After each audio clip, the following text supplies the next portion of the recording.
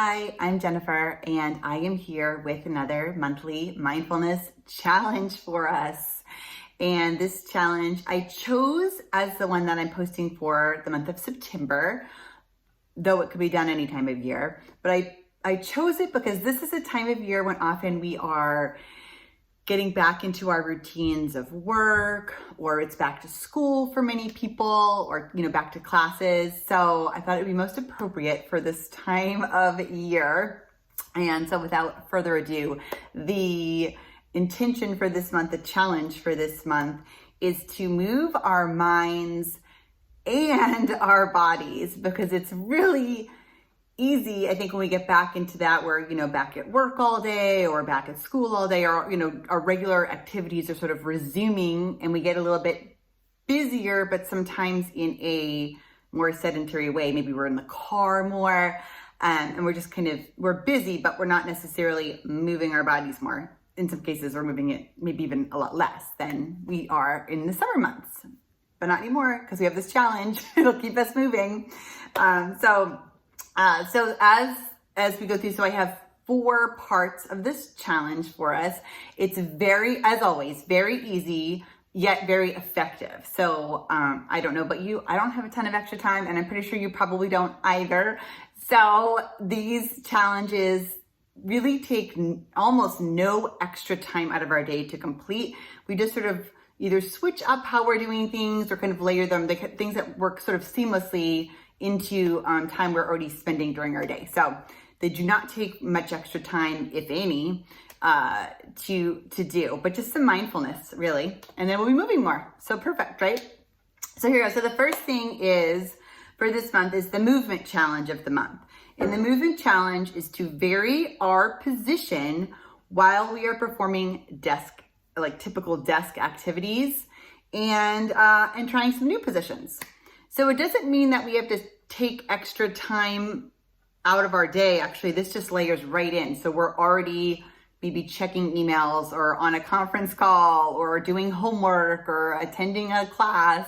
So we're already doing these things. It will happen simultaneously. No extra time. I know we're already busy getting back into routines this year, so no extra time needed. So that's a plus, right?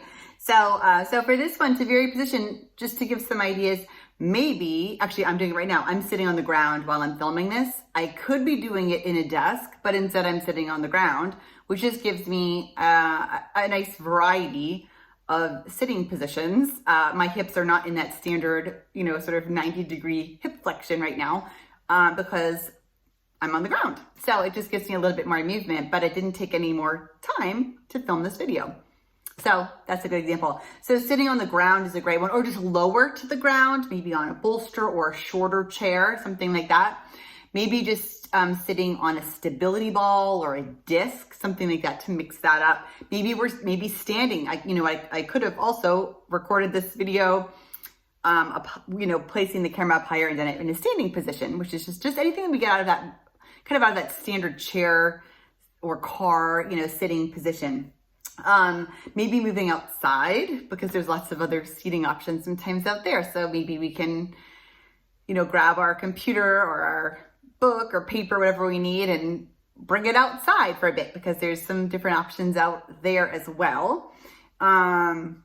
Maybe we can, this is one of my favorites actually, is to, even if we are stuck, so maybe you're in an office and you don't have any options but to be sitting in a desk, or maybe, that type of thing. But what we can do is grab some small props, and it could be like it doesn't have to be just whatever you have around your house. A tennis ball works great. This is a practice golf ball, in a fun color. This is just 2 like bumpy balls. One's squishier, bigger, but squishier, and then one's a little bit firmer. But tennis balls, regular golf balls, whatever you've got around your house. I use rocks sometimes. Now it depends on how sensitive, how mobile and ready your feet are for that type of more extreme texture. But anything that works for you, even a tennis ball is really nice, and those are easy to find everywhere. But you could be sitting, I'll be sitting maybe in a desk chair, but I can roll these under my feet while I'm doing that, just to get some more movement that way. So, or, that type of thing. So they've got different textures to them. So all different ways to move parts of the body that otherwise maybe wouldn't be moving, but without requiring any extra time. We still can do our tasks. We can still watch a lecture. We can still, listen to a call. We can still check our emails or send emails, read a book, that type of thing. So that's our movement challenge. Pretty simple, but it makes a big difference, right? And because it's not just how much we move during the day, it's not just the big movements, like I went for a half an hour walk or a run or I rode my bike. It's also the little movements, right? Moving the little parts, because maybe I went for a 30-minute bike ride, but I didn't really move my feet much, right? Actually, my biking shoes are pretty stiff. So maybe I can move some parts of the body that otherwise didn't get to move today. Maybe I'll use the bike again. Maybe I was on my bike, which is sort of still a chair position for my torso. So now I can sit on one hip and then I can switch over and sit on my other hip and kind of get some more movement around my hips that way without taking any extra time out of my day, out of my learning or my work or whatever my routine is. So taking just a traditional desk activity and just adding a little variety makes a big difference. We will feel much better at the end of the day. I promise. So, some people find it helpful for this to set a timer to vary positions during the day, because I guess something else to mention is that while I'm saying try different positions, it doesn't mean I'm going to sit on my right hip all day today and do, 6 hours of work on my right hip, because that's also not really, it's a fixed position, right? So it's going to be, maybe I'll switch from one hip to the other. Maybe I'll sit in a squat for a little bit. Maybe I'll stand up for a bit. Maybe I'll sit cross-legged. So it's just kind of switching the position. So changing it up during the day, not just maybe picking one and then the next day picking a different one and adding that in, that type of thing.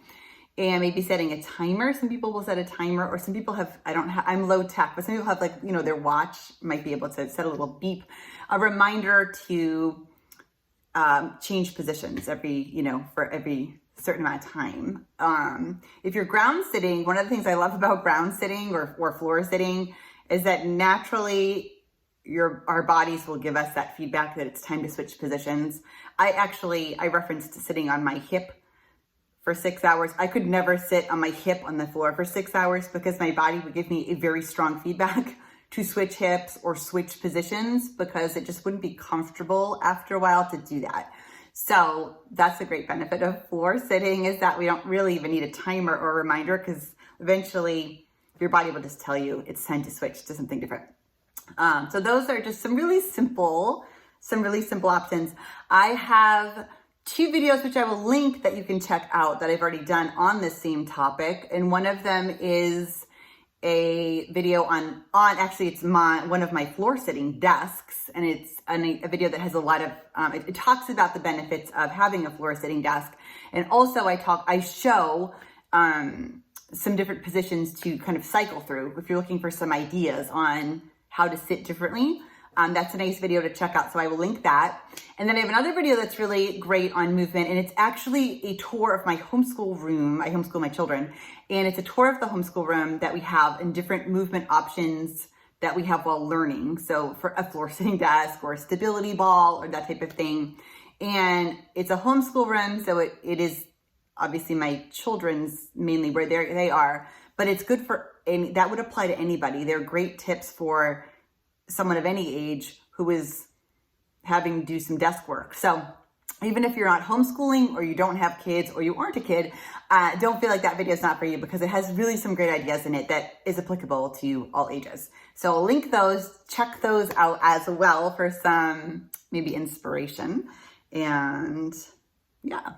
So next we have a mindfulness challenge, all related, of course, and all very quick. So this one only takes 1 minute. So the movement challenge took 0 extra time. This one takes 1 minute, and it's just to, at the end of the day, or maybe after work or after school, whenever you have 60 seconds, just take a minute to close your eyes, take a few deep breaths, just sort of check in and just do a scan of your body. So just scanning our bodies for a minute is really helpful. Just notice where Where are we tight?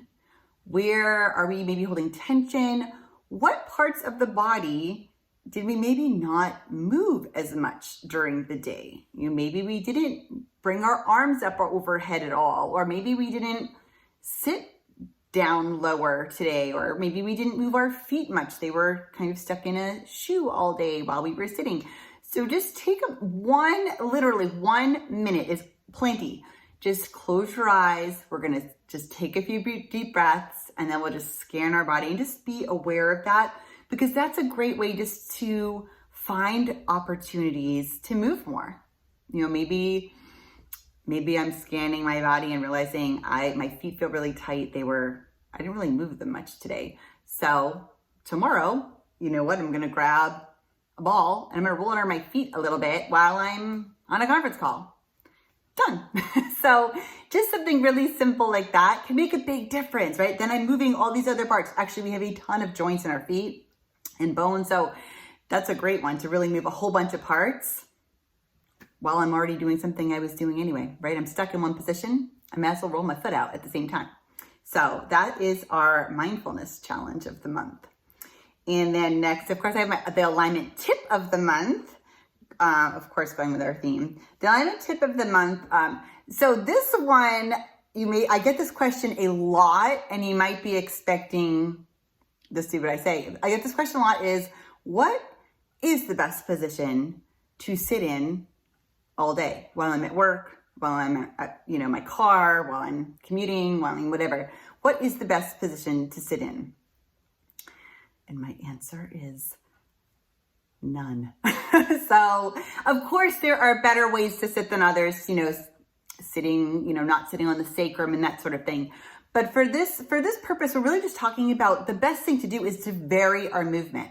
There is no position that our body is designed to be in for 6 hours in a row, right? It's just not how we're designed, and it's not how we are going to feel the best, right? So really it's just going to be, that there is just being aware that there is no perfect position or alignment for sitting or being in any position for a really long time. And that includes standing too. So just swapping a sitting desk for a standing desk isn't necessarily the answer, because then we're just standing in the same position all day. So it's going to be really mixing it up. Maybe standing for a bit, sitting for a bit, sitting lower for a bit towards the ground, sitting on a ball for a bit, just variety's the spice of life, right? So just mixing it up. And then the last thing is just some inspiration, some reading inspiration for the month. And if you don't want to read, that's fine, but I'm going to read a little bit to you, and I'll give you an option. And I will also say this book, I believe, is also available on audiobook. See, I'm just switching my position without even thinking about it, because my body was ready to go to the other hip. So I'm going to read a little clip from it, which might be enough inspiration for the month. And if you are interested in reading this, or maybe listening to it while you're moving, walking, or taking it with you, I believe it's an audiobook as well. So the book is, I love it. So it's called Don't Just Sit There. I think it might have a new cover now. I got this a while ago, as you can see. I have it highlighted up. I have highlights in this. I have tabs. It's a great book. Don't Just Sit There by Katie Bowman. She's lovely. Very, very much a wealth of information on this topic, by the way. So this is a great book. I highly recommend it. And if you're not up for reading it this month, that's fine. Honestly, just remember, don't just sit there. There's some inspiration right on the cover, right? Just kind of thinking outside the chair is fantastic. And just to read a little bit to get us going, or just to inspire us, is that she does in this book mention that, so what she'll say is, she says, but the problem with our bodies is rarely the position we hold them in. The problem is the high frequency at which we are in a repetitive position. Being in a single position repetitively, as we've been when chair sitting, or computer using, or car driving, or stressing, means that there are an infinite number of other positions going unused. And that is from page 10 of this book. So I highly recommend reading this book, or just remember this title, or maybe the quote I just read, really. And it's not so much about being discouraged that it's so bad to be sitting and we have to be in one place. I would say it's a very optimistic way to look at things, in that there are an infinite number of positions that we have that have been going unused, that we have to use, right? And many of them can be used while we are doing the tasks that we traditionally think we have to do while sitting totally still. We can just simply switch our position a little bit, and it makes a big difference. So a little goes a long way, just adding a different surface that we're sitting on, a different height that we're sitting on, standing for a bit. All of those little things make a big difference. And I think when we are doing, and that's why I put it in here, when we're doing our daily body scan, we will start to feel that. We'll start to feel that difference that comes just from varying our movement and that frequency of changing position, increasing the frequency that we change our body position or shape during the day. We will feel that difference and we'll notice that. So that's why I included that body scan as our mindful activity of the month, because we'll be able to feel it. So be encouraged by this, that there are so many very simple changes we can make to feel better and to get more movement in, even if we feel like we might be chained to a desk a little bit this time of year. And then we'll all be feeling better this month. And that's really it. Those are some easy, just effective ways that we can move our minds and bodies this month. So thank you so much for being part of this community and encouraging and working together to move more and feel better. I so appreciate you guys being here. And I will be posting throughout the month as well, different things on this topic. And I'd love to hear from you too. I'd love to hear how you do this month, because as I was just reading in Katie Bowman's book, there are an infinite number of possibilities, right, of how we can position our bodies. So and how we can vary our position and the frequency at which we change our position. So I would love to hear from you what you're doing, because I think we'll all have some great ideas together. So I'm so thankful for this community of sort of like-minded movers and mindful people. So I look forward to moving with you mindfully this month, and I hope you have a wonderful September. See you soon.